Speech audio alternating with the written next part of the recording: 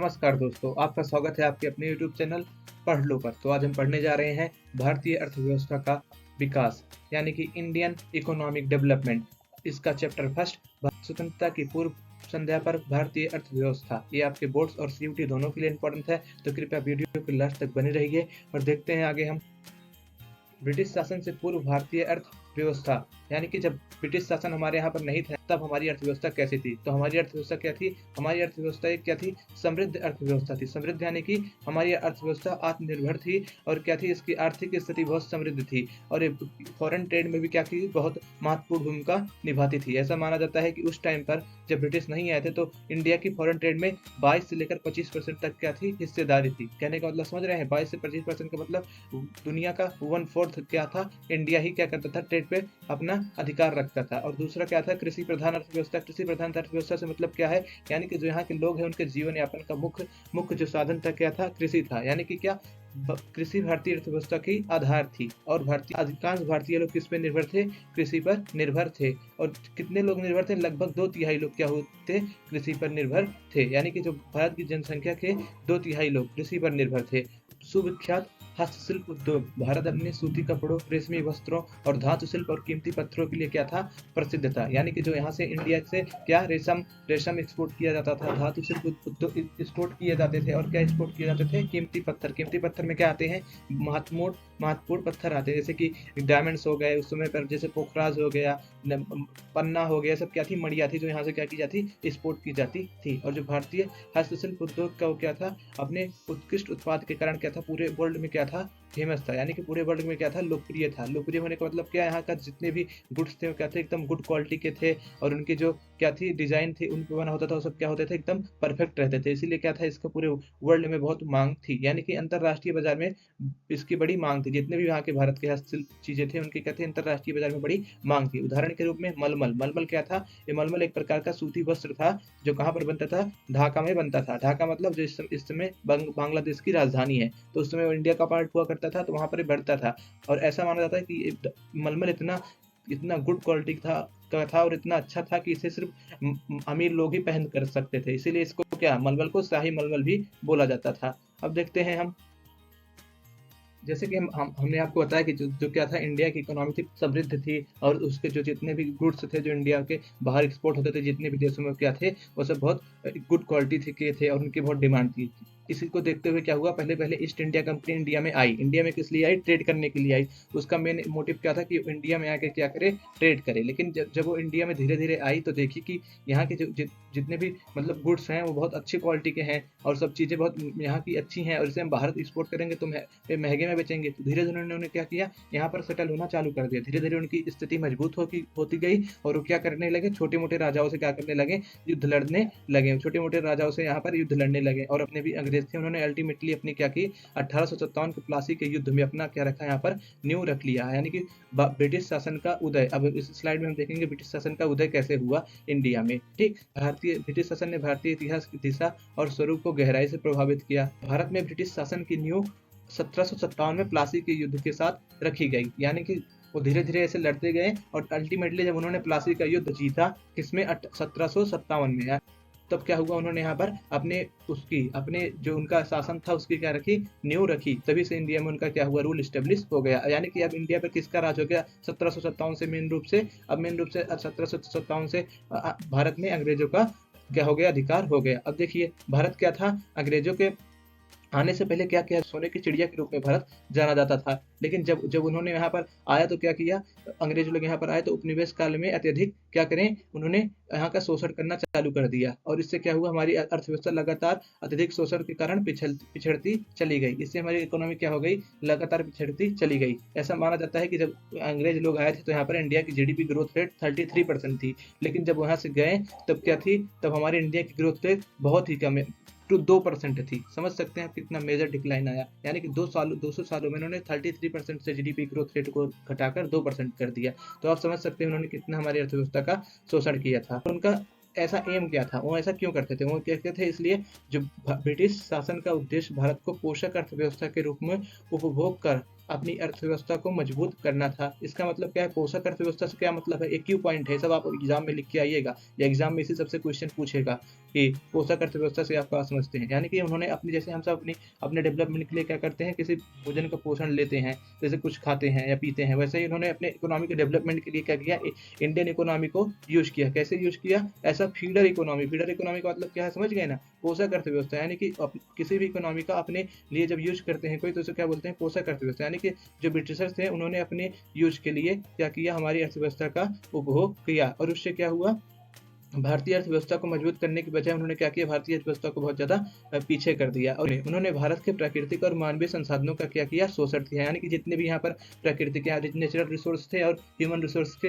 सब तक क्या किया उन्होंने, शोषण किया, उसको उन्होंने अपने लिए यूज किया। लेकिन अंततः 15 अगस्त 1947 को 200 वर्षों के बाद ब्रिटिश शासन से भारत को स्वतंत्रता प्राप्त हुई। जैसा कि चैप्टर में हम पढ़ेंगे कि इसी में पूरा जानेंगे कि ब्रिटिश शासन का जब हमें स्वतंत्रता प्राप्त हुई है, यानी 1947, यानी कि 1947 के टाइम हमारी इकोनॉमी की क्या थी, स्थिति थी। यानी कि हमारी इकोनॉमी के कृषि कैसी थी, एग्रीकल्चर कैसा था, हमारे इकोनॉमी के उद्योग कैसे थे, हमारे इकोनॉमी का ग्रोथ रेट क्या था, तो ये सब हम आगे पढ़ेंगे। अब स्वतंत्रता के समय भारतीय अर्थव्यवस्था की स्थिति, यानी कि भारतीय अर्थव्यवस्था की जो 1947 में इंडियन इकोनॉमी की क्या थी, स्टेटस कैसा था, अब इसे हम जानेंगे। 1947 में हम अब इंडियन इकोनॉमी का स्टेटस देखेंगे। देखिए, जैसा कि हम सब जानते हैं, किसी भी स्टेट का हमें अगर मानना हो, जानना हो कि वह कितना मतलब डेवलप्ड है, कितना आगे बढ़ चुका है, या उसका ग्रोथ रेट क्या है, उसकी इकोनॉमी कैसी है, तो इसके लिए क्या होता है, यानी कि इसके लिए हमें उसके क्या होती है, उसके राष्ट्रीय आय, यानी कि नेशनल इनकम की, और पर कैपिटा इनकम की, यानी कि प्रति व्यक्ति आय के आंकड़ों की जरूरत होती है। लेकिन क्या हुआ,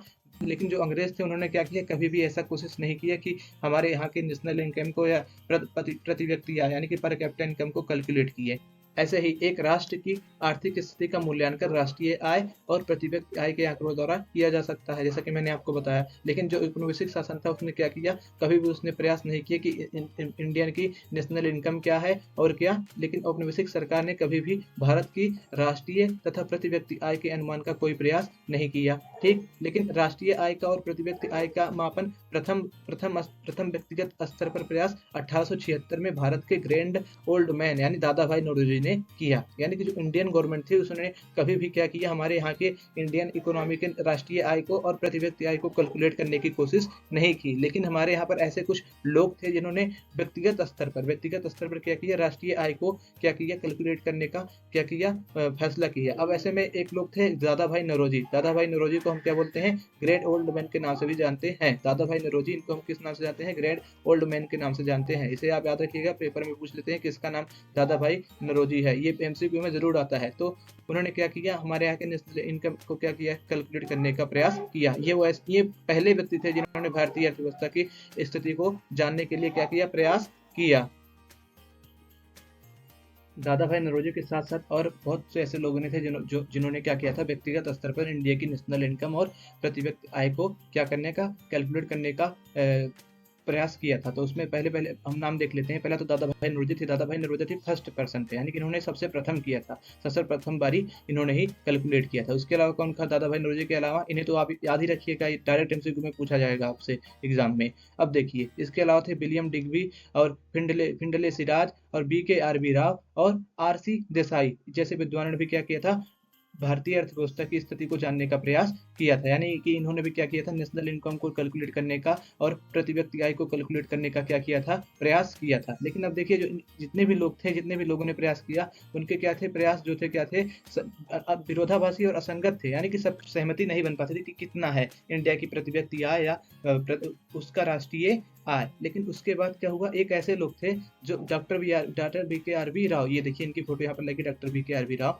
लेकिन जो इनका एस्टीमेट था, जो इन्होंने अनुमान लगाया भारतीय अर्थव्यवस्था की स्थिति का, यानी कि जो भारतीय अर्थव्यवस्था के प्रति व्यक्ति आय और राष्ट्रीय आय का जो इन्होंने अनुमान लगाया, वो क्या था, वो सबसे ज्यादा क्या था, वो सबसे ज्यादा महत्वपूर्ण था, क्योंकि इनका जो अनुमान था वो ज्यादा सटीक माना गया। तो उन्होंने क्या बताया कि उस समय, यानी कि डॉक्टर BKRB राव के अनुसार, सकल देशीय उत्पाद में वार्षिक वृद्धि दर कितनी थी, केवल 2% थी। यानी कि उस समय जीडीपी में क्या था, जो हमारे ग्रोथ रेट थी, ग्रोथ रेट मतलब जितने स्तर, जिस रेट पर हमारी जीडीपी बढ़ रही थी, उसका कितना स्तर था, सिर्फ 2% था। यानी कि उस समय हमारी जीडीपी रेट यानी क्या थी, 2% थी। किस समय, जब हमें भारत को स्वतंत्रता प्राप्त हुई, कब, 1947 में। ठीक, कितनी थी हमारी जीडीपी ग्रोथ रेट 2% थी। और जो हमारे यहाँ क्या प्रति व्यक्ति आय यानी कि पर कैपिटा इनकम, इसे इंग्लिश में बोलते हैं पर कैपिटा इनकम, यानी कि प्रति व्यक्ति आय 0.5% थी। इसका मतलब क्या है कि अगर आप मान लीजिए एक साल में 200 रुपये आप कमाते हैं, लेकिन तो अगले साल आपकी जो इनकम होगी कितना बढ़ेगी, 201 रुपये हो जाएगी। सिर्फ कितना बढ़ोतरी होगा, 0.5% का ही बढ़ोतरी होगा, यानी सिर्फ आपको 1 रुपये का इजाफा मिलेगा अगले साल में अपनी आय में। तो आप सोच सकते हैं कि भारत की अर्थव्यवस्था उस समय कितनी निम्न स्तर पर थी। अब आगे बढ़ते हैं।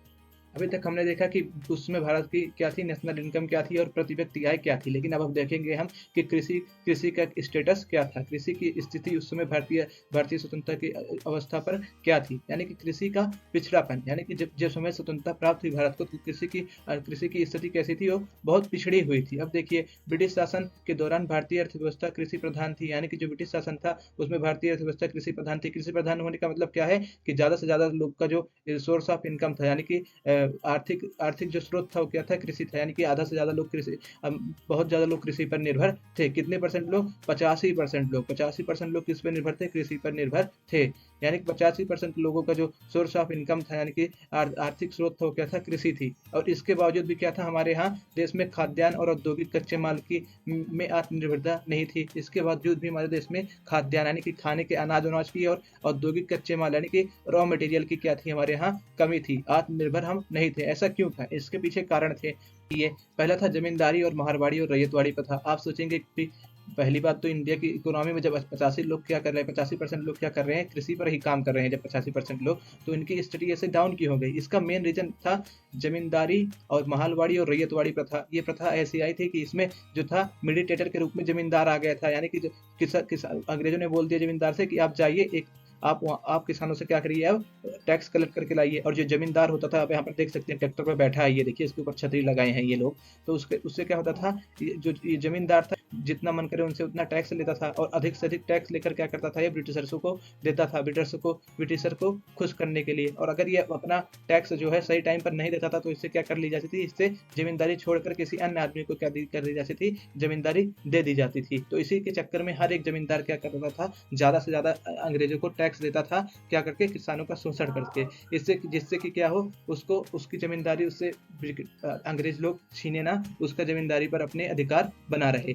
अब इससे क्या होता गया, इससे किसानों की आर्थिक स्थिति क्या होती है, कमजोर होती गई और शारीरिक रूप से भी कमजोर होते गए। उसके अलावा दूसरा कारण क्या था, कृषि का व्यवसायीकरण। जब अंग्रेज लोग इंडिया में आए, भारत में, तो यहाँ पर आए, उन्होंने देखा कि मेनली हमारे यहाँ क्या किया जाता था, ऐसी खाद्यान्न फसलें उगाई जाती थी। खाद्यान्न फसलों का अर्थ क्या है, ऐसी फसलें जिसमें अनाज का उत्पादन हो, जिससे हम भोजन अपना प्राप्त कर सके। तो हालांकि हमारा जो उत्पादन था वो बाजार के लिए नहीं था, यानी कि हम अपने बाजार के लिए कृषि का उत्पादन नहीं करते थे। हम क्या करते थे, अपने खाद्यान्न के लिए यानी कि अनाज के लिए अपने कृषि का जो भी उत्पादन होता था उसे करते थे। लेकिन जब अंग्रेज आए तो उन्होंने बोला कि आप ये सब क्या कर रहे हो, ये सब क्या उगा रहे हो, गेहूँ चावल, ये मटर, ये सब क्या चीजें हैं, आप ऐसी फसलें उगाओ जिसमें आपको क्या मिले, फायदा मिले। यानी कि आप ऐसी फसलें, यानी कि कौन सी फसलें, व्यावसायिक फसलें, यानी कि व्यावसायिक फसलें उगाओ। जैसे कि क्या, नील का उत्पादन करो, आप मूंगफली का उत्पादन करो, गन्ने का उत्पादन करो, कपास का उत्पादन करो। इससे क्या होगा, इससे आपको फायदा होगा, इसमें तो ज्यादा पैसे हैं, ये सब क्या उगा रहे हो। तो उन्होंने क्या किया, कृषि का क्या कर दिया, उन्होंने कृषि का व्यवसायीकरण कर दिया। कृषि का व्यवसायीकरण करने की वजह से क्या हुआ, भारतीय अर्थव्यवस्था पर बहुत बुरे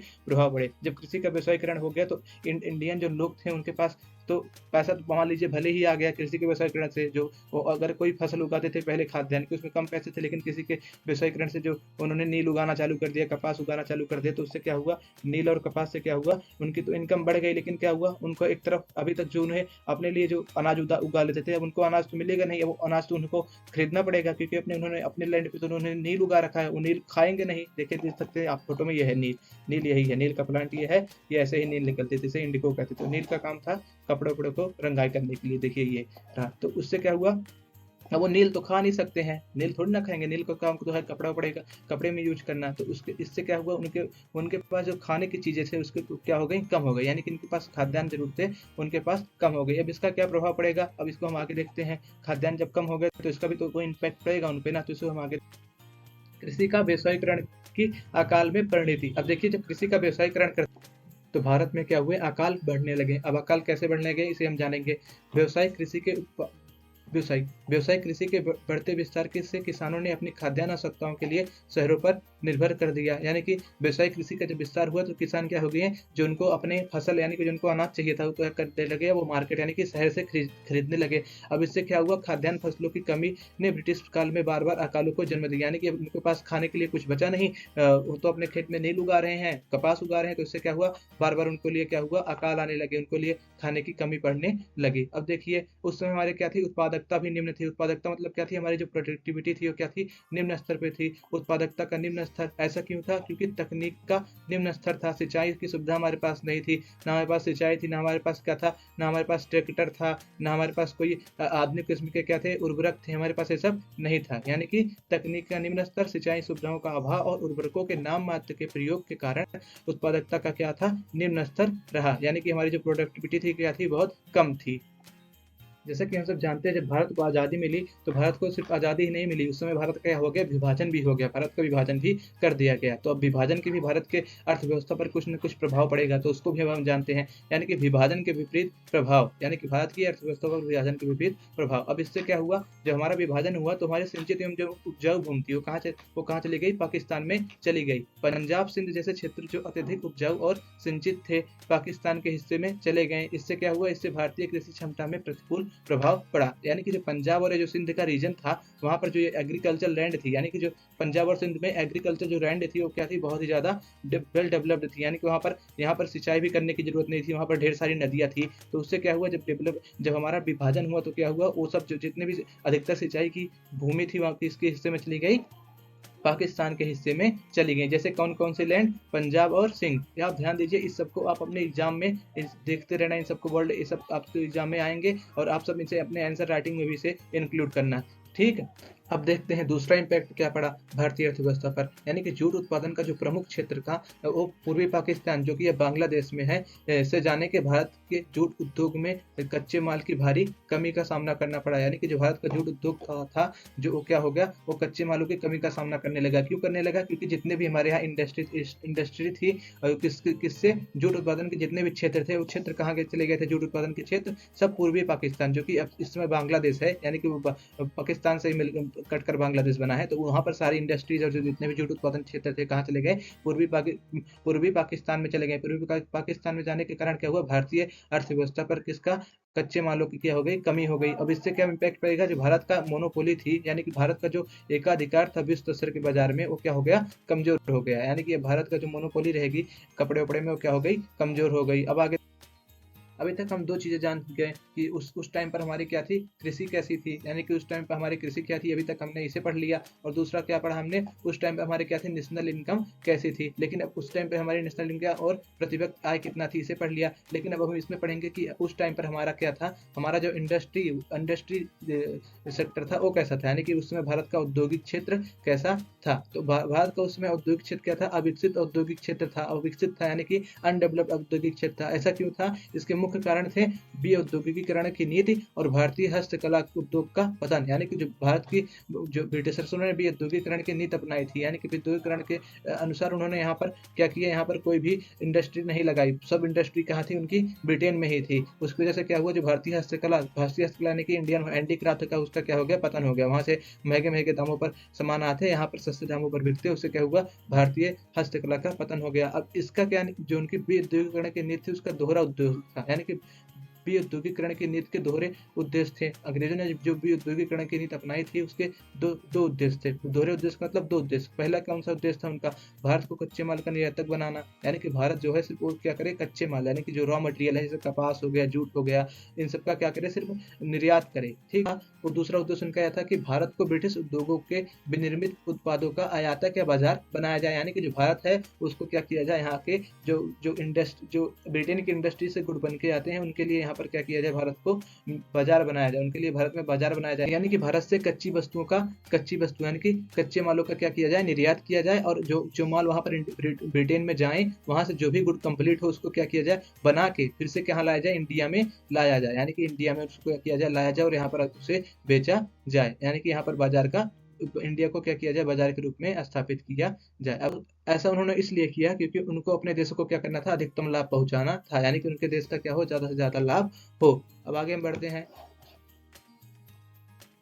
अब देखिए, जैसा कि मैंने आपको बताया ना, भारतीय हस्तशिल्प उद्योग का पतन हो गया। अब उसके पतन के क्या परिणाम पड़े हमारे अर्थव्यवस्था को, हम उसको देखते हैं। भारत के विख्यात हस्तशिल्प उद्योग के पतन का मुख्य कारण औपनिवेशिक सरकार द्वारा अपनाई गई विभेदात्मक प्रशुल्क नीति थी। जो उन्होंने प्रशुल्क नीति अपनाई थी, यानी कि जो उन्होंने टैरिफ ड्यूटी अपनाई थी, उसका इम्पैक्ट था। उसी की वजह से क्या हुआ, जो इंडस्ट्री थी, यानी कि हमारा जो हस्तशिल्प उद्योग का क्या हुआ, उसका पतन हो गया। अब ये क्या था, यानी कि अब ये जो हम पढ़ रहे हैं विभेदात्मक प्रशुल्क नीति, ये क्या थी? इसके तहत क्या होता था, अगर इंडिया से कोई भी माल, यानी कि अगर इंडिया से कोई भी वस्तु क्या है किसी अन्य देश के लिए बाहर निर्यात की जाती, तो उस पर क्या करते थे, टैक्स बहुत ज़्यादा लगाते थे। लेकिन अगर वहीं जो ब्रिटेन वाले हैं, अगर वो कोई चीज़ को भारत में लाते थे तो उस पर टैक्स नहीं लगता था। और यहाँ से कोई भी चीज़ यहाँ से क्या करते हैं, निर्यात करते हैं, तो उससे टैक्स नहीं लगता था। यानी कि अब उनके ऊपर टैक्स नहीं है और हमारे ऊपर टैक्स है, तो इससे क्या होगा, जो हमारी चीज़ें हैं, जब बाहर जाएंगी तो महंगी हो जाएंगी, और जो उनकी चीज़ें हैं जो इंडिया में आएंगी वो सस्ती रहेंगी। तो इससे क्या होगा, जो हमारा भारतीय उद्योग होगा उसका पतन हो जाएगा। यहाँ पर उन्होंने क्या किया, भेदभाव किया, यानी कि अपने सामान पर तो टैक्स नहीं लगाया, लेकिन इंडियन के सामान पर क्या किया, टैक्स लगाया। अब इसके हमारे इंडियन इकोनॉमी पर इम्पैक्ट क्या पड़े हैं, अब इसे हम जान लेते हैं। भारत में भीषण बेरोजगारी बढ़ गई। अब उसके बाद क्या हुआ, भारतीय उपभोक्ता बाजार में नई मांगों का सृजन, यानी कि इंडिया में तो अब डिमांड तो बढ़ रही है, सामान की तो मांग बढ़ रही है, इंडस्ट्री यहाँ की खत्म हो गई है, जितने भी ये शिल्प उत्पादन की इंडस्ट्री जो थी भारत में वो सब खत्म हो चुकी है। लेकिन यहाँ पर तो क्या है, नई नई मांगे क्या हो रही हैं, बन रही हैं। तब इससे क्या होगा, स्थानीय निर्माताओं की जो वस्तु आपूर्ति की क्या हुई, भारी कमी हुई। यानी जो स्थानीय निर्माता थे यहाँ पर वस्तु आपूर्ति कर ही नहीं पाते थे। अब इससे क्या हुआ, ब्रिटेन से सस्ते विनिर्मित उत्पादों के आयात में भारी वृद्धि हुई। यानी कि जब यहाँ पर मांगे बढ़ी और यहाँ पर जो लोग उपस्थित थे भारतीय उद्योग के, हस्तशिल्प उद्योग के, उन्होंने सप्लाई नहीं कर पाया, तो क्या हुआ, ब्रिटेन से क्या हुई, हमारे यहाँ बड़े बड़ी मात्रा में आयात किए गए। अब आगे देखते हैं। अब जानते हैं कि हमारा उद्योग क्षेत्र और कैसा था। अब देखिए, पूंजीगत वस्तुओं के उद्योगों का अभाव था, यानी कि पूंजीगत वस्तुओं के उद्योगों का अभाव था। पूंजीगत वस्तु उद्योग क्या होते हैं, यानी कि पूंजीगत वस्तु उद्योग से अभिप्राय उन उद्योगों से है जो मशीन उपकरण उत्पादन कर सकते हैं, जो कि वर्तमान उपभोग के लिए वस्तुओं के उत्पादन में प्रयुक्त होते हैं। यानी कि क्या होता है, पूंजीगत उद्योग वो उद्योग होते हैं जो क्या करते हैं, मशीन और मशीनों का निर्माण करते हैं, मशीनों का निर्माण करते हैं जो वर्तमान उत्पादन, यानी कि वर्तमान उत्पादन में क्या हो, जो लाभदायक हो, जिनका वर्तमान उत्पादन में क्या किया जाए, प्रयोग किया जाए। अब ऐसे पूंजीगत उद्योग के उदाहरण जैसे कि क्या हो गया, इंजन उंजन बनाना हो गया, जनरेटर बनाना हो गया, ट्रांसफार्मर बनाना हो गया, जेसीबी बनाना हो गया, ट्रैक्टर बनाना हो गया। ऐसे ऐसे जो उद्योग होते हैं उन्हें क्या कहते हैं, पूंजीगत उद्योग कहते हैं। ये सब क्या थे, भारत में नहीं थे उस समय इनका क्या था, अभाव था। अब देखिए उसके बाद और दूसरी स्थिति क्या थी, सार्वजनिक क्षेत्र की सीमित क्रियाशीलता, यानी कि जो सार्वजनिक क्षेत्र था, यानी कि जो ब्रिटेन की गवर्नमेंट थी यहाँ पर, उसने क्या किया, सिर्फ बहुत सीमित ही काम किए। सिर्फ यहाँ पर रेलवे, विद्युत उत्पादन, यहाँ पर सिर्फ उसने रेलवे का निर्माण किया, विद्युत उत्पादन किया, बंदरगाहों को बनवाया, बहुत सीमित मात्रा में बनवाया, और कुछ विभागीय का उद्यम चालू किया। विभागीय उद्यम का मतलब क्या, सिर्फ डाक वाक व्यवस्था चालू किया, और उसने उसके अलावा कोई ऐसा डेवलपमेंट नहीं किया जिससे इंडिया की इकोनॉमी क्या हो सके, डेवलप्ड कर सके। तो इससे क्या पता चलता है कि जो ब्रिटेन गवर्नमेंट थी, उसने यहाँ पर कोई भी सार्वजनिक क्षेत्र में क्या किया, अपना हाथ नहीं बढ़ाया। लेकिन ऐसा तो है नहीं कि अगर ब्रिटेन कुछ नहीं करेगा तो यहाँ के लोग कुछ कर ही नहीं सकते। लेकिन स्वतंत्रता के समय पर हमारे यहाँ के लोग कुछ कर रहे थे, यानी कि हमारे स्वतंत्रता के समय पर भी हमारे यहाँ पर कुछ उद्योग धंधे थे जो हमारे यहाँ के कुछ लोगों ने खुद से चालू किए थे। अब उसी को हम पढ़ेंगे। यानी कि स्वतंत्रता के समय कार्यरत आधुनिक उद्योग, यानी कि स्वतंत्रता के समय भारत में कौन कौन से आधुनिक उद्योग थे। अब देखिए 19वीं शताब्दी के उत्तरार्ध में निजी क्षेत्रों की पहल से आधुनिक उद्योगों की शुरुआत हुई। यानी निजी क्षेत्रों का मतलब क्या है, यहाँ पर जो कुछ लोग थे जो पर्सनल, यानी कि जो निजी खुद से क्या किया, व्यक्तिगत शुरुआत की उन्होंने, किसका, उद्योगों की क्या की, आधुनिक उद्योगों की व्यक्तिगत शुरुआत की। कुछ लोग ऐसे भारत के थे जिन्होंने आधुनिक क्षेत्र में व्यक्तिगत उद्योगों की शुरुआत की, जैसे जमशेदजी टाटा हो गए, ये सब चीज इन्होंने क्या किया था, आधुनिक उद्योग की शुरुआत की थी। अब देखिए, लेकिन जो उद्योग था वो क्या था हमारा, सिर्फ वस्त्र निर्माण तक, यानी कि सिर्फ सूती वस्त्र और जूट तक ही सीमित था, और उसकी जो प्रगति थी बहुत धीमी थी। यानी जो हमारा वस्त्र निर्माण था किस था, सिर्फ सूती उद्योगों तक सीमित था, और उसकी जो डेवलपमेंट था उसका क्या था, बहुत धीमा था। और दूसरी बात ये थी, जो हमारा वस्त्र उद्योग था, यानी कि सूती वस्त्र उद्योग जो भारतीयों के नियंत्रण में, यानी कि जो भारत के अंडर में आते थे, जितने भी इंडस्ट्री सूती वस्त्रों की, वो कहाँ थी, मुख्यतः महाराष्ट्र और गुजरात में केंद्रित थी। महाराष्ट्र और गुजरात में क्या थी, केंद्रित थी। यानी कि ये देखिए, ये मैप में यहाँ इस पूरे होल इंडिया में नहीं, सिर्फ महाराष्ट्र और गुजरात, सिर्फ इतने ही एरिया में क्या थी, हमारे यहाँ की इंडस्ट्री जो थी भारतीयों के जो पावर में थी, वो क्या थी, यहीं पर अवस्थित थी। अब देखिए आगे बढ़ते हैं। जो विदेशी आधिपत्य वाले जूट कारखाने थे वो कहाँ पर थे, बंगाल में थे। यानी कि महाराष्ट्र और गुजरात में इंडियन के थे, और इंडियन की कौन सी फैक्ट्रियाँ थी? कपड़ों की फैक्ट्रियाँ थी। किसकी? हमारे यहाँ थी जैसे वस्त्र उद्योग हो गए, उन सब की क्या थी? फैक्ट्रियाँ थी। लेकिन जो अंग्रेजों का जो जितने भी मतलब फैक्ट्रियाँ थी वो कहाँ पर थी? बंगाल में थी। बंगाल में क्यों थी? क्योंकि जब अंग्रेज सबसे पहले यहाँ पर आए थे तो बंगाल के थ्रू ही एंट्री किए थे, तो उनकी राजधानी उस समय इंडिया की राजधानी वो कलकत्ता ही हुआ करती थी। इसीलिए क्या थे, जो उनकी इंडस्ट्री थी कहाँ पर केंद्रित थी? बंगाल में केंद्रित थी। और कौन से थे? जूट कारखाने थे उनके, ज्यादातर क्या थे? जूट कारखाने थे। इसके अलावा एक महत्वपूर्ण घटना क्या थी? घटनाक्रम क्या था? जमशेदपुर बिहार में 1907 में टिस्को की स्थापना थी। यानी कि टिस्को मतलब क्या? Tata iron and steel company. यानी कि 1907 में क्या हुआ? जमशेदपुर जो कि बिहार में उस समय उपस्थित था, उसमें झारखंड और बिहार एक ही था। तो जमशेदपुर झारखंड में आता है, लेकिन उस टाइम पर क्या था? झारखंड क्या था? बिहार में था। तो यानी कि जमशेदपुर में क्या हुआ? जमशेदपुर में किसका स्थापना हुई? टिस्को यानी कि Tata iron and steel company की स्थापना हुई। किस ईयर में? 1967 में। किसने की थी? जमशेद जी ने की थी। देखिए ये है, इन्होंने क्या की थी? टाटा के कंपनी की स्थापना की थी। कहाँ की थी? टाटा की स्थापना जमशेदपुर में की थी, उसमें जो बिहार में आता था। और जमशेदपुर को आपको बता दें, स्टील सिटी ऑफ इंडिया भी कहा जाता है जमशेदपुर को। ये प्रेजेंट टाइम में कहाँ पर है? बिहार में नहीं है, ये प्रेजेंट टाइम में कहाँ? झारखंड में है। अब देखिए उसके अलावा जब सेकंड वर्ल्ड वॉर चल रहा था तो हमारे यहाँ क्या हुए? कुछ मतलब उद्योग और स्थापित किए गए, जैसे कि चीनी, सीमेंट, कागज, ये सब क्या हुए? ये सब उद्योग क्या हुए? अस्तित्व में आए। किस समय अस्तित्व में आए? द्वितीय विश्व युद्ध के समय। अब आगे बढ़ते हैं हम। अब देखिए अभी तक हमने देख लिया हमारा कृषि की स्थिति क्या थी, हमारा नेशनल इनकम क्या था, और हमारा उद्योग यानी कि और हमारा उद्योग क्षेत्र क्या था। लेकिन अब यहाँ पर हम देखेंगे कि हमारी व्यापार की स्थिति क्या थी, यानी कि हमारा उस समय विदेशी व्यापार कैसा था। जैसा कि मैंने आपको पहले बताया कि जब इंडिया में अंग्रेज आए थे उस टाइम पर जो भारतीयों का इंडिया फॉरेन ट्रेड में कितना परसेंट से हिस्सेदारी थी? 22 से लेकर 25% तक क्या थी? भारतीयों का फॉरेन ट्रेड यानी कि विदेशी व्यापार में क्या था? नियंत्रण था, एकाधिकार था। लेकिन अब जब अंग्रेज आते हैं तो ये डिक्लाइन हो जाता है। अब इसका क्या असर पड़ता है? जब अंग्रेज जाते हैं तो हमारे यहाँ पता चलता है कि हमारे यहाँ फॉरेन ट्रेड में कितना सिर्फ परसेंट रह गया? सिर्फ 2% हमारे यहाँ का योगदान रह गया। विदेशी व्यापार में हमारा योगदान कितना रह गया था? 2%, जिसमें अंग्रेज यहाँ से गए। अब देखते हैं अब आगे बढ़ते हैं कि उस समय हमारे यहाँ की स्थिति क्या थी, उसे अब हम जानने के लिए। अब देखिए उस समय क्या था? भारत जो था कच्चे माल का शुद्ध निर्यातक बन गया। यानी कि जिसमें इंग्लैंड का राज यहाँ पर इंडिया में था, उसमें क्या था? भारत सिर्फ कच्चे माल का सिर्फ शुद्ध निर्यातक था। यानी कि जो कच्चा माल था उसको क्या करता है था? जैसे कपास हो गया, गन्ना हो गया, मूंगफली हो गया, और इन सब का क्या करता था? सिर्फ यहाँ से क्या करता था? निर्यात करता था। और जो तथा तैयार मालों का आयात करता था। यानी कि जो बने बनाए माल थे, जैसे कपड़े उपड़े जो बन के आते थे वहां से इंग्लैंड से, उनका क्या करता था? आयात करता था। यानी कि पहली विशेषता क्या है भारतीय विदेशी व्यापार की? आज़ादी के समय कच्चे माल का शुद्ध निर्यातक और तैयार माल का आयातक। और दूसरी विशेषता क्या थी? ब्रिटिश सरकार ने भारत के निर्यात और आयात पर एकाधिकार नियंत्रण कर लिया था, एकाधिकार बनाए रखा था। अब आगे देखते हैं अपना हम थर्ड पॉइंट। भारत का विदेशी व्यापार का आधे से अधिक हिस्सा ब्रिटेन तक सीमित था। जैसा कि मैंने बताया आपको, उसने ब्रिटेन ने भारत के विदेशी व्यापार पर एकाधिकार कर लिया था, जैसे आपको यहाँ पर बताया। और उसके बाद क्या था? आधे से अधिक हिस्से पर उसने क्या किया था? अपना नियंत्रण बनाए रखा था। इससे वजह से क्या थी? उसकी इंडिया के ट्रेड पर क्या थी? मोनोपोली थी। मोनोपोली मतलब क्या होता है? एकाधिकार। लेकिन इसके अलावा भी हमारे कुछ ट्रेड होते थे। कहाँ कहाँ से होते थे हमारे ट्रेड? चीन, श्रीलंका से हमारे यहाँ इसके अलावा कुछ ट्रेड होते थे, जो कि बहुत कम मात्रा में होते थे। श्रीलंका, क्योंकि ये सब पास में थे। देखिए चीन भी पास में है, देखिए श्रीलंका ये देखिए नीचे इंडिया के एकदम जस्ट पास में ही है। और यहाँ पर देखेंगे तो आप इंडिया के बगल में ईरान है, उससे भी हमारा क्या होता था? हमारा व्यापार होता था। तो ये पास में थे, यानी कि वर्ल्ड ट्रेड में उस समय हमारा ज्यादा भागीदारी नहीं थी। आस पास यानी पड़ोसी देशों से हम क्या करते थे? व्यापार करते थे। अब आगे देखते हैं।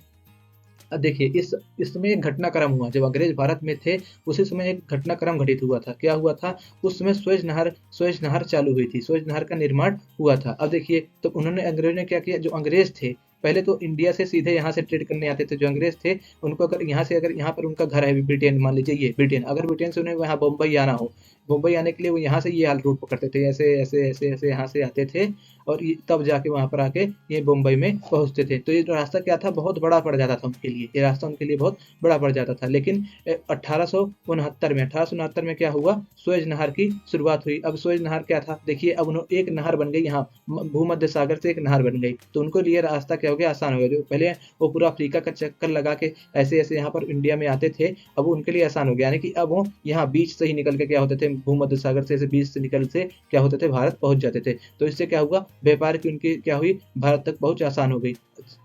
यानी कि अब उनके लिए क्या हो गया, रास्ता छोटा हो गया। समझ लीजिए, जैसे मान लीजिए अगर आपको बर्गर खाना है और आपके आपके घर से बर्गर की दुकान 5 किलोमीटर दूर है, तो आप साधारण सी बात है बर्गर कम खाएँगे। लेकिन अगर आपके घर के बाहर कल से बर्गर का ठेला लगने लगेगा, तो आप क्या करेंगे, जाकर बर्गर खाएँगे। तो ऐसे क्या हुआ, जब सुएज़ नहर की शुरुआत हो गई, तब क्या हुआ, इंडियन के जब ट्रेड यानी कि जो इंडिया का शोषण था, यानी कि जो इंडिया का शोषण था और बढ़ गया, क्योंकि अब अंग्रेज आसानी से भारत में पहुँच सकते हैं और क्या कर सकते हैं, भारत का शोषण कर सकते हैं। इससे क्या हुआ था, जब अब अफ्रीका का चक्कर लगा के आने की ज़रूरत नहीं थी अंग्रेज़ों को। अंग्रेज़ डायरेक्ट इंडिया में पहुँच जाते थे। यानी कि 1967 में सुएज़ नहर के खुलने से भारत और ब्रिटेन के बीच जहाज़ों के लिए सीधा मार्ग बन गया। जैसे अब सुएज़ नहर कब खुली थी, 1869 में सुएज़ नहर खोल दी गई थी। अब इसे आप याद रखना है, आपके एग्ज़ाम में ज़रूर आता है। मोस्ट इम्पोर्टेंट एमसीक्यू है, मोस्ट इम्पोर्टेंट एमसीक्यू है, इसे आप नोट कर लीजिए कि कब सुएज़ नहर की खुली गई थी, कब खुली गई थी, 1869 में क्या हुआ था, इसको खोला गया था सुएज़ नहर को। अब देखिए, जिससे क्या हुआ,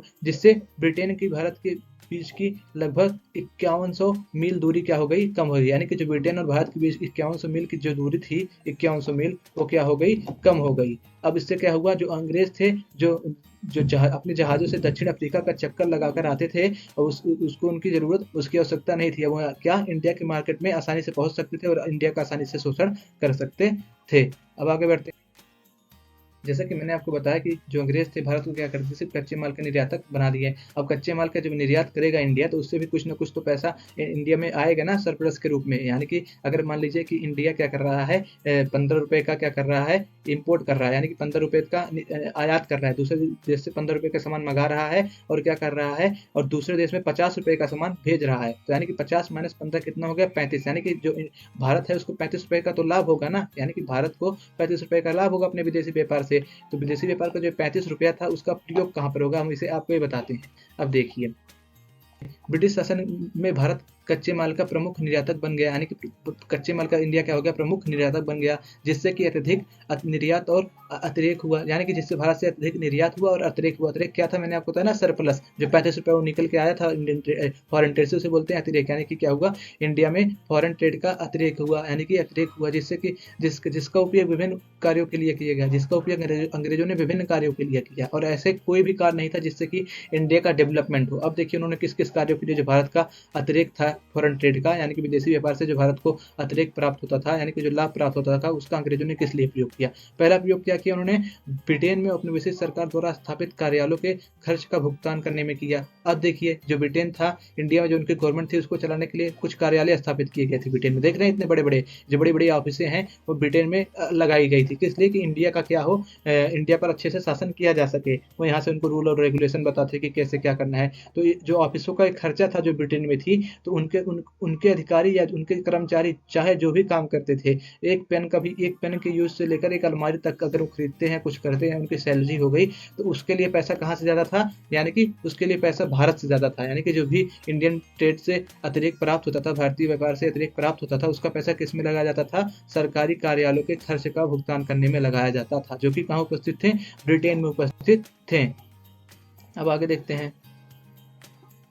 अब जो विदेशी व्यापार से प्राप्त अतिरेक था, उसका दूसरा प्रयोग किस लिए किया गया, ब्रिटिश सरकार द्वारा लड़े गए युद्धों पर खर्च किया गया। और किस पे किया गया, अदृश्य वस्तुओं के आयात पर खर्च किया गया। यानी कि जितना भी हमें अतिरेक प्राप्त होता था विदेशी व्यापार से, उसका अंग्रेज किस पे उपयोग करते थे, यहाँ दूसरे देशों से युद्ध लड़ने में, या इंडिया में ही युद्ध लड़ने के लिए उसका उसमें उपयोग करते थे। और किस में करते थे, विदेश से, यानी कि अदृश्य वस्तुओं का आयात करने के लिए करते थे। यानी कि जितने भी पैसा आया, उसमें क्या हुआ, उन्होंने हमारे ऊपर खर्च नहीं किया, सब उन्होंने क्या किया, अपने प्रॉफिट के लिए लगाया, अपने लाभ के लिए लगाया। दोस्तों, आगे का पार्ट हम अगले अगले वीडियो में करेंगे, जिसमें आपको हम बताएंगे उसमें कि भारत की जनसांख्यिकीय दशा क्या थी, जन्म दर क्या कितना था, मृत्यु दर क्या था, और सब चीज़ें बताएंगे इस वीडियो में। यहाँ तक बने रहने के लिए आपके लिए बहुत बहुत धन्यवाद। आप हमारे चैनल को पढ़ लो को देखते रहिए, इसको सब्सक्राइब करिए, लाइक करिए, क्योंकि हिंदी मीडियम में कोई अभी चैनल नहीं है जो ऐसे इतना अच्छे से समझाए। ये आप सबके लिए मैंने चैनल बनाया है, हिंदी मीडियम वालों के लिए विशेष करके। तो कृपया से कृपया हमें ज़्यादा से ज़्यादा प्यार दीजिए। अब मैं आपके लिए एक क्वेश्चन, एक प्रश्न छोड़ के जा रहा हूँ, जिसका आपको उत्तर देना है। प्रश्न क्या है, सुएज नहर की शुरुआत कब हुई थी। इसका आपको ऑप्शन दिया गया है यहाँ पर। आपको जो भी आंसर अच्छा लगे, आपको जो भी आंसर सटीक लगे, उसको आप कमेंट बॉक्स में लिखना ना भूलिए। तब तक के लिए धन्यवाद। पढ़ लो।